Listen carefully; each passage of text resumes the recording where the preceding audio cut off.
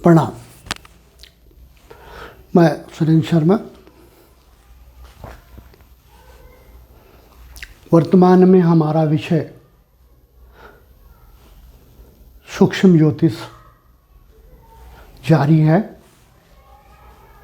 और सूक्ष्म ज्योतिष के अंतर्गत हमने टॉपिक लिया हुआ है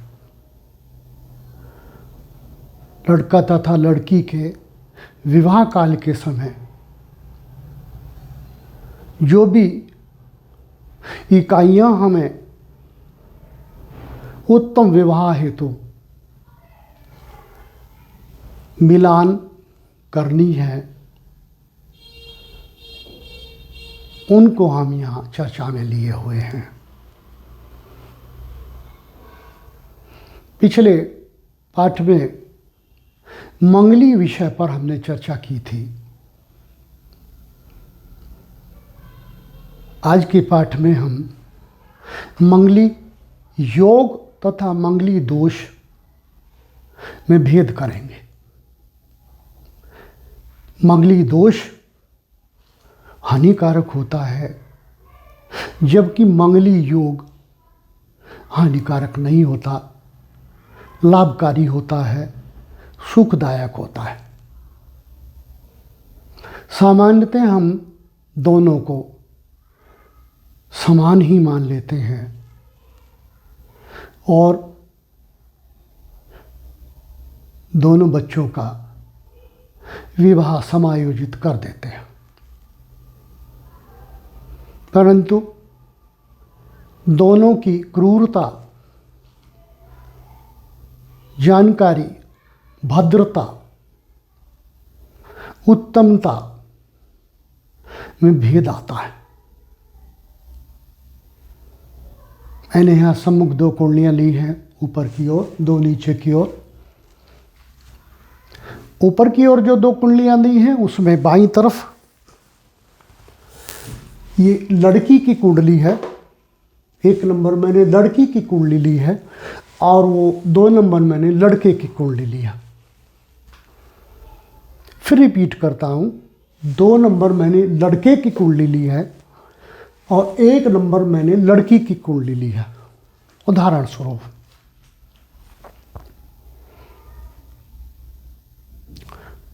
लोक प्रचलित प्रथा के अनुसार प्रथम भाव में मंगल है, चतुर्थ भाव में मंगल है, सप्तम भाव में मंगल है, अष्टम भाव में मंगल है, द्वादश भाव में मंगल है।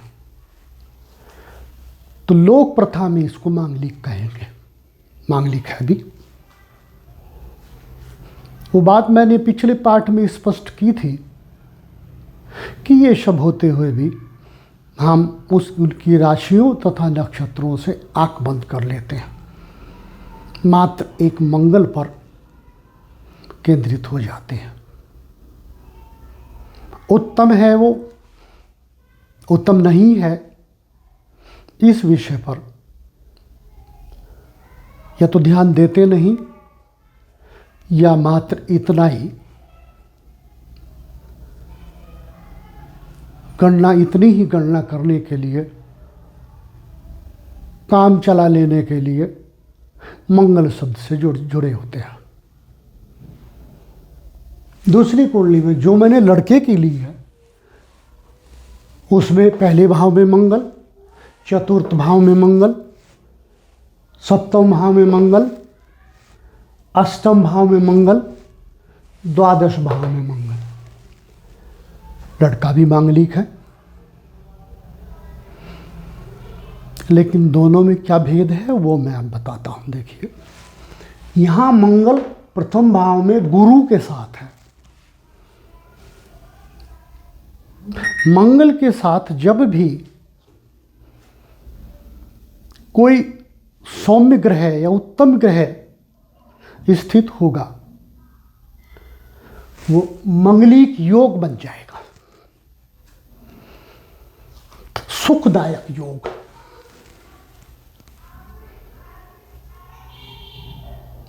अति सुखदायक योग हो जाएगा बृहस्पति और मंगल का योग।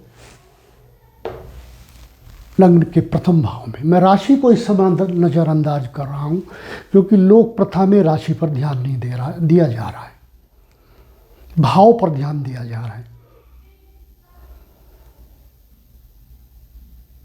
मेरे मतानुसार तो मैंने पहले पाठ में स्पष्ट किया है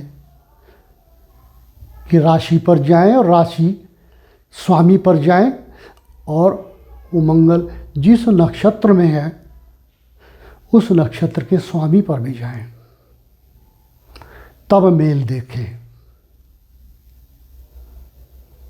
नज़रअंदाज ना किया जाए तो ज़्यादा उत्तम रहेगा। ये मंगलिक योग हो गया।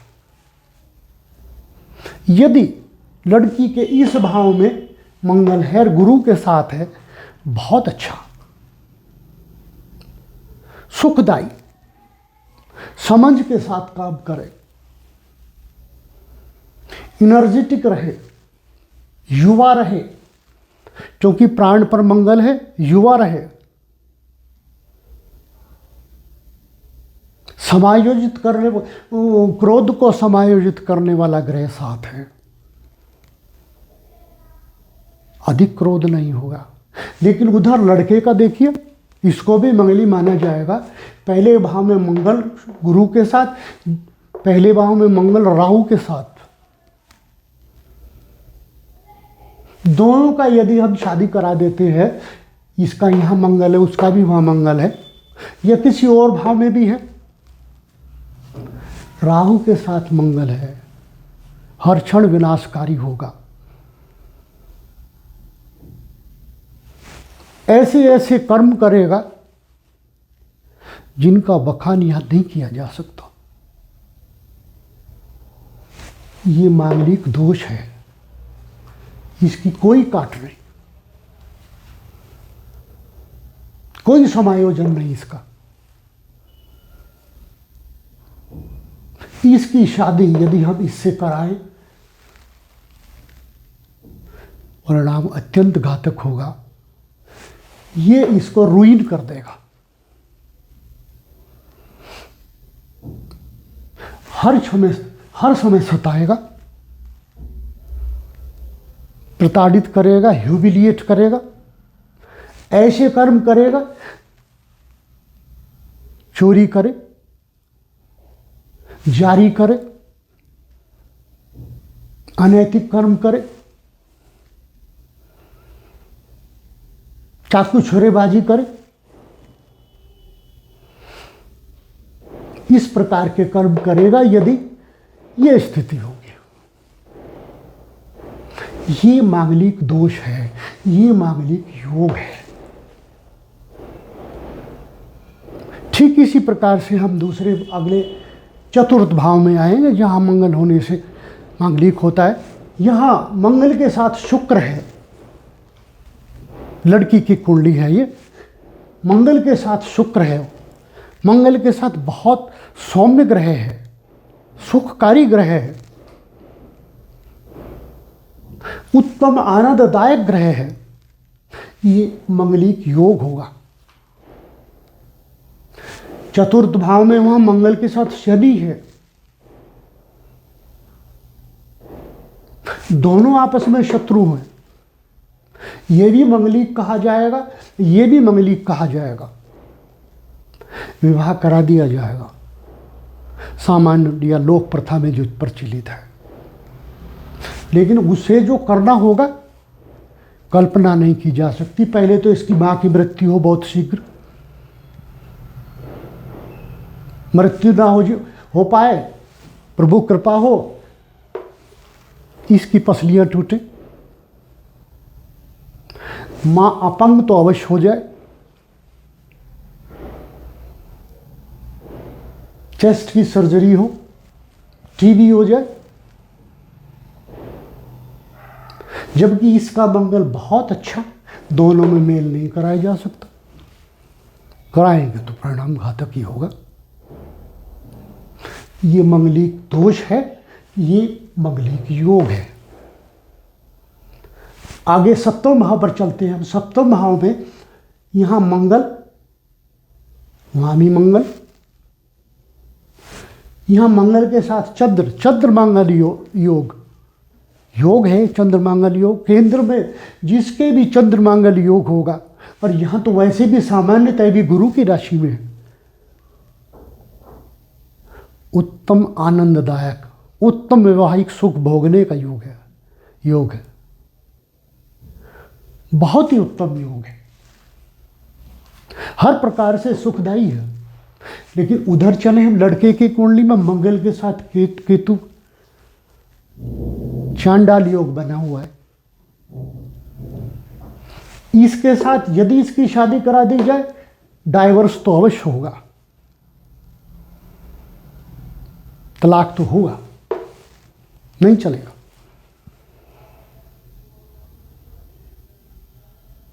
मुकदमेबाजी तो होगी, अगर सामाजिक दबाव भी होगा तो मुकदमेबाजी तो अवश्य होगी। दबा करके भी रखा जाता है कुछ समाजों में, नहीं पटेगी, आपस में नहीं चलेगा, गृह युद्ध होगा, क्योंकि ये मांगलिक दोष है और ये मांगलिक योग है।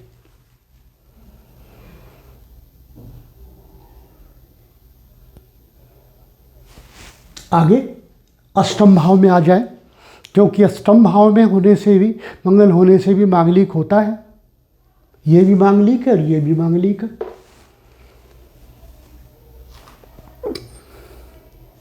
यहाँ मंगल के साथ बुध है, सौम्य ग्रह है, उत्तम स्थिति है, सुखदायक है।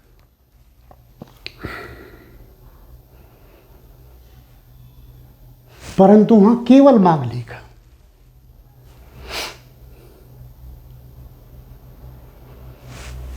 वहां मात्र क्रूरलिटी है, दोष युक्त नहीं है।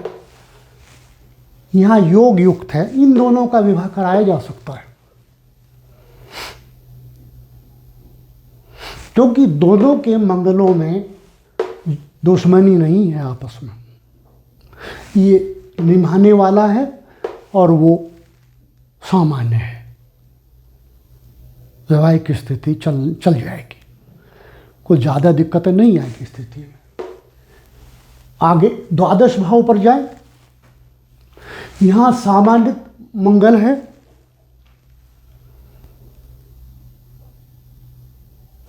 परंतु वहाँ मंगल प्लस सूर्य एक साथ है, वो दोष बन जाता है।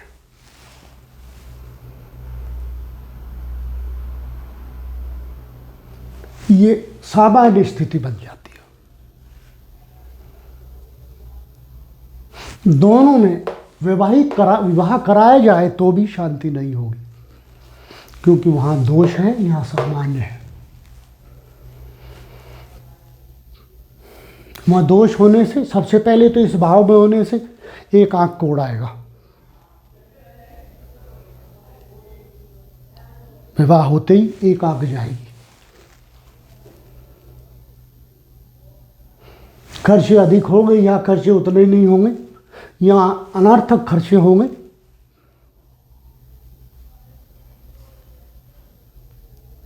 दोनों में कटुता रहेगी, क्योंकि वहाँ दोष है या दोष नहीं है। यहाँ सामान्य मंगल है, केवल मांगलिक स्थिति है। उसे कोई दोष कहे या योग कहे, मेरे अनुसार मात्र मांगलिक है। इस प्रकार से मंगल योग और मंगल दोष में भेद है। परंतु लोक रीति में जैसा मेरे भी देखने में आया है, इस बात को गहराई से या तो कोई जानता हो, मतलब जानते हुए भी नज़रअंदाज करता हो, या युवक तथा युवती के गार्जियंस की इच्छा मात्र इतनी हो कि मांगलिक का मांगलिक से मेल करा दिया जाए। दोनों सब समान बनते हैं या नहीं वो बात अलग है। या फिर पांडित कर्म करने वालों के ज्ञान में भी कोई त्रुटि हो सकती है, वहाँ भी कोई दोष हो सकता है। कोई भी संभावना बन सकती है, और उसका परिणाम समाज में उपस्थित युवा तथा युवतियों का जो जोड़ा एक जगह बंधन में बंधता है, अंत में उसे भोगना पड़ता है। और देखा जा रहा है, भोगते हुए देखा जा रहा है।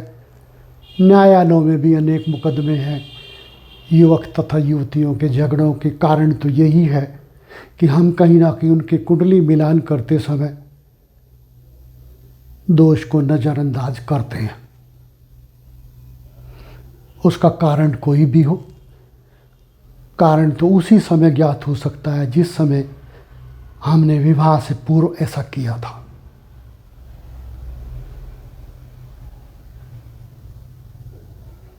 उत्तम रहे इसको हम नज़रअंदाज ना करें। इसके अतिरिक्त भी एक दोष होता है जिसके कोई काट ही नहीं है, वो होता है उत्कट मंगलिक दोष। उत्कट मंगलिक दोष। और चौथी स्थिति भी होती है जिसमें मंगल होता ही नहीं है इन भावों में, तदुपरांत भी दोष होता है, मंगलिक दोष होता है। क्योंकि मैंने पूर्व पाठ में ये बात बताई थी कि मंगल होने से ही मंगलिक दोष नहीं होता, मंगल के बिना भी मंगलिक दोष होता है। क्योंकि जितने भी ये कुटिल ग्रहों के या पापी ग्रहों की युतियों के दोष हैं, उन दोषियों का लीडर मंगल कहा गया है। क्योंकि अति ऊर्जावान और अत्यधिक छटपटाने वाला ग्रह है, इसलिए इन पापियों और दोषियों का लीडर मंगल कहा गया है। इस कारण इन दोषों को मंगल के नाम से जाना जाता है। केवल मंगल से नहीं।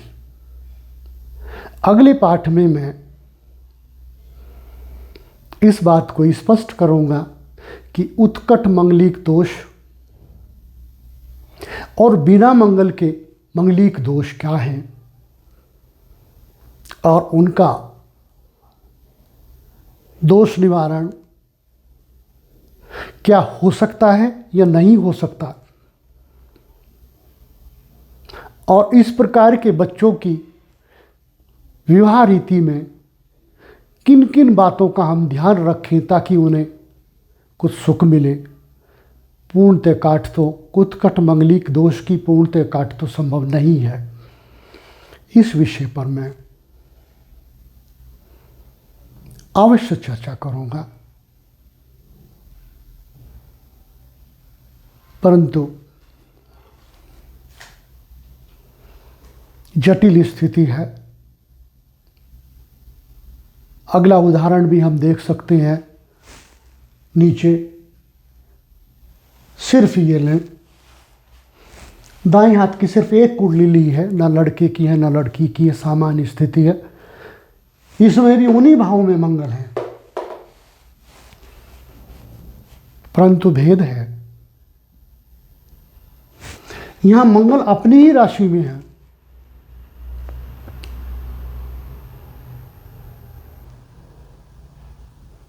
मंगल की ये राशि बड़ी कुटिल होती है। यहां मंगल 3 नंबर राशि में है, उदाहरण में लूं, यहां 8 में है। जब भी मंगल 8 नंबर राशि में होगा, हर समय अनुचित कर्मों को करने के लिए प्रेरित रहेगा। सोते जागते भी कुछ ना कुछ सोचता रहेगा, उधेड़ मन में रहेगा। उसका मस्तिष्क शांत नहीं हो सकता, तरह तरह की युक्तियों में लिप्त रहेगा और ऐसी युक्तियों में लिप्त रहेगा जो क्षतिकारक हो। तो ये दोष ही हो जाता है एक तरीके से। इस राशि में मंगल होने से मंगल यहाँ सामान्य मंगल है, लेकिन दोष हो जाता है। और उधर नक्षत्र भी ऐसा ही हो जाए, यदि नक्षत्र भी मंगल का हो जाए और जटिलता आ जाती है। इस प्रकार से हम मंगल का डिस्कशन अगले पाठ में भी करेंगे। जो शेष बचा है उसको अगले पाठ में करेंगे। आज का पाठ यहीं पूर्ण होता है। प्रणाम।